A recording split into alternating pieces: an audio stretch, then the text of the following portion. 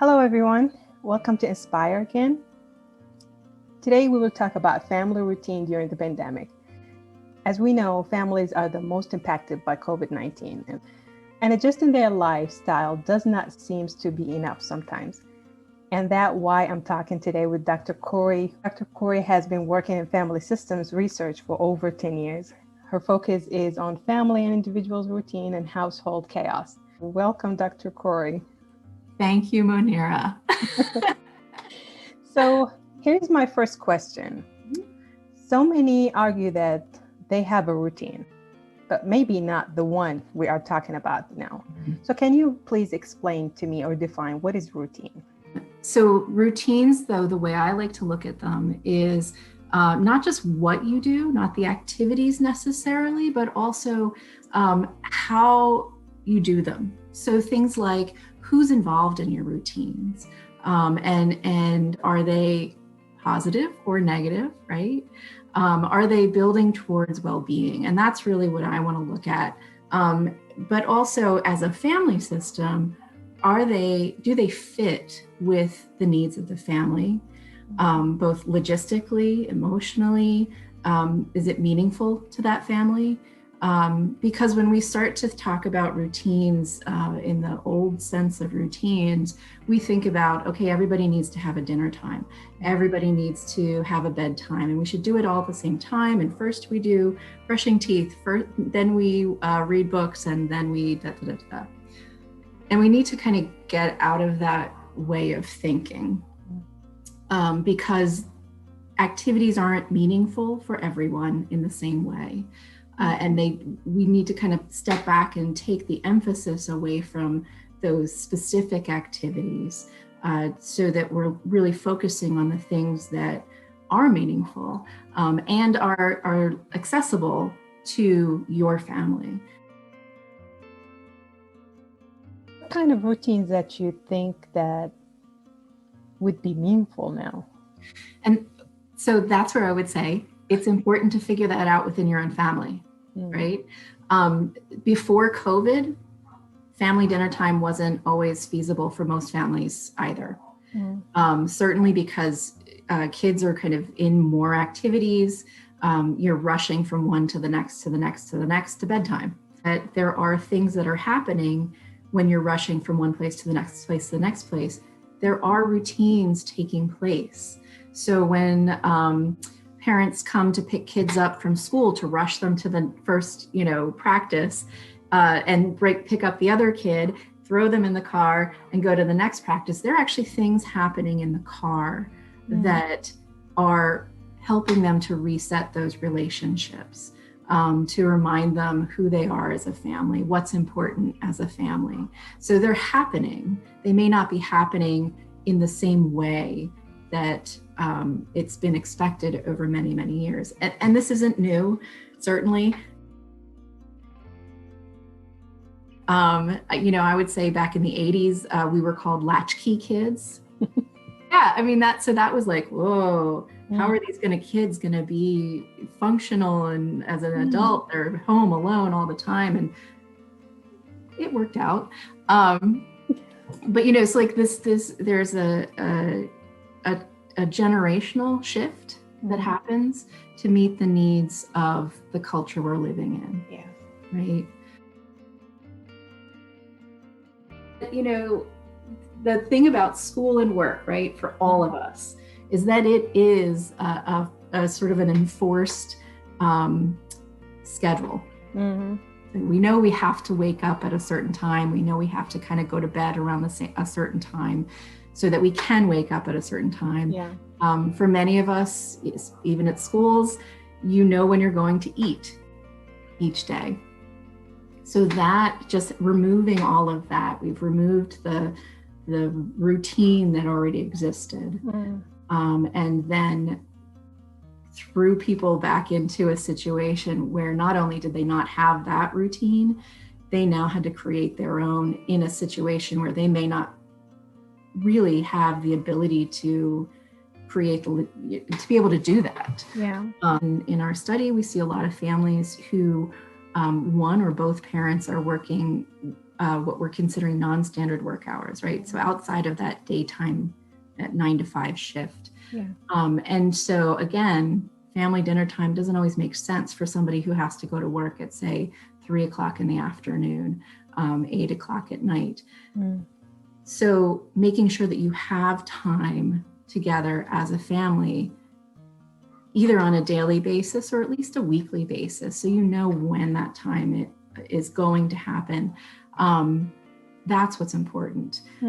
So again, because it's very difficult, as many people already know, if you have a 5-year-old, a 7-year-old, and a 12-year-old, to homeschool them while also working a full-time job, particularly if that job is not able to be done at home.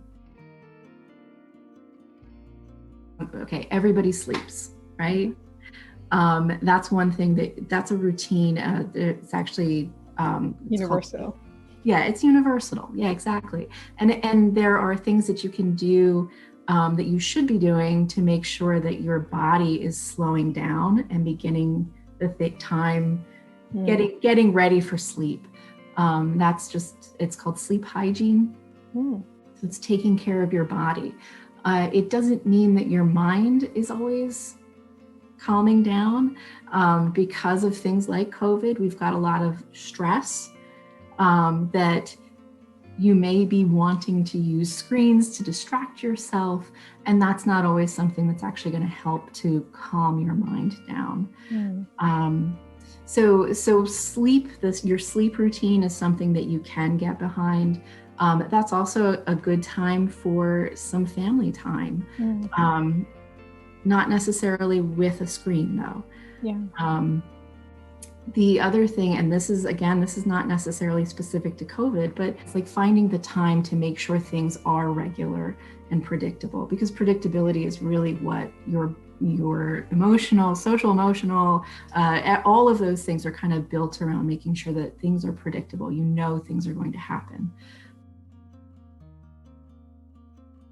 Speaking of predictability, I think it's one of the things that has really thrown people off when this COVID-19 happened, because we don't know how long I'm going to wear a mask, how long I'm going to stay, 6 feet apart, so it's really the uncertainty. Even like when schools shifted online, you really don't know if it's something or procedures that is implemented for 6, 7, 8 months, or it's just going to be a month and then I'm going to go back to my routine.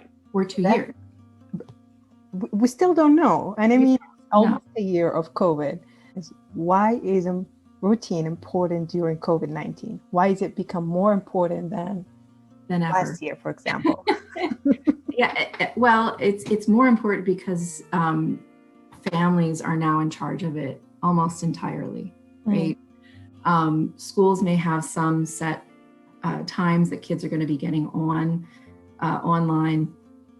But for the most part, all of those things that schools were doing, that work was doing. So I guess the point being that finding those routines, so making sure that you do have a wake up time each day, that you're taking the time to do the things that are good for you and good for your family. Because if you're taking care of yourself, you're better able to take care of your family. Is not something that is the same every single day. A good routine is really building toward well-being. And that's well-being of the individual, it's well-being of the whole family group, but it's also the well-being of your sibling relationship, your relationship as a child with just your father, with just your mother, with just your parents, but also with yourself alone. So it's taking that time to reset all of those relationships. Since people, just, stuck at home together, and I know that, you love your family, but sometimes you don't want to see them 24 hours. So here's the question: how would I build a routine during COVID, and I'm already struggling with giving myself a space because I have to be with family? Right. all the time, all the time. never ending. And I mean, work, study, it's like Yeah. everything stopped being at home. That's became the space for everyone, and they have to negotiate that space. So Right.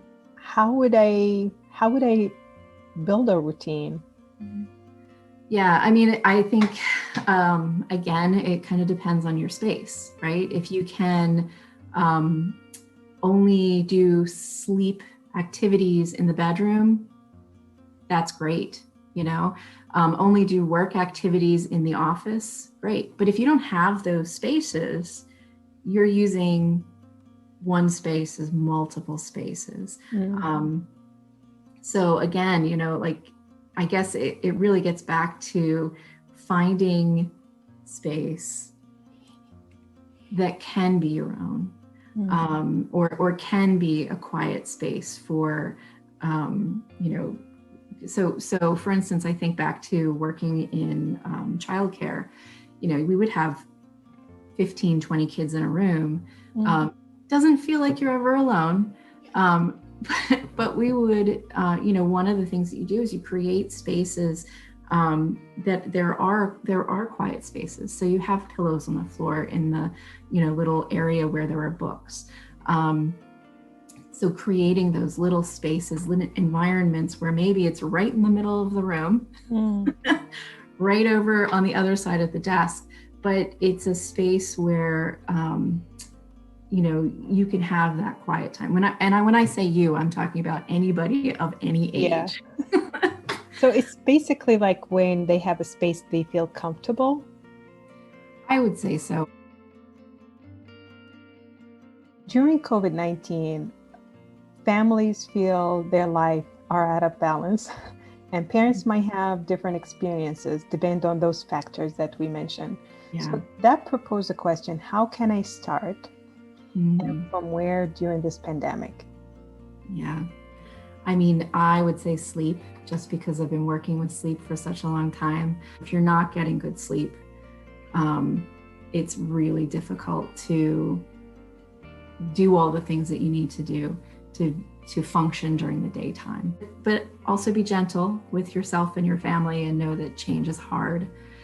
Yeah. So if it doesn't happen every night, aim for 3 nights a week. Yeah, it's a long work plan. So what else beside the good sleep family can start during this pandemic? I would definitely suggest making sure that everybody's getting time.